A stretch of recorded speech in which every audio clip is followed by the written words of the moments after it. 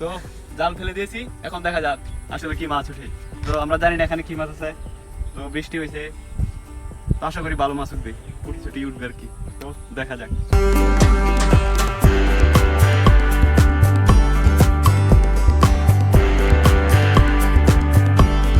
তো এখন জাল টান দেবো, দেখা যাক কি মাছ উঠে।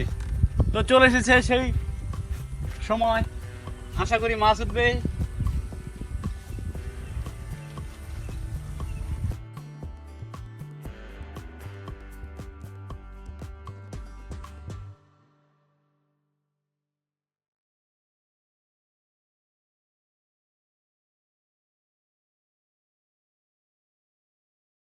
তো দুঃখের বিষয়, আমাদের জালে আসলে মাছই উঠে নাই।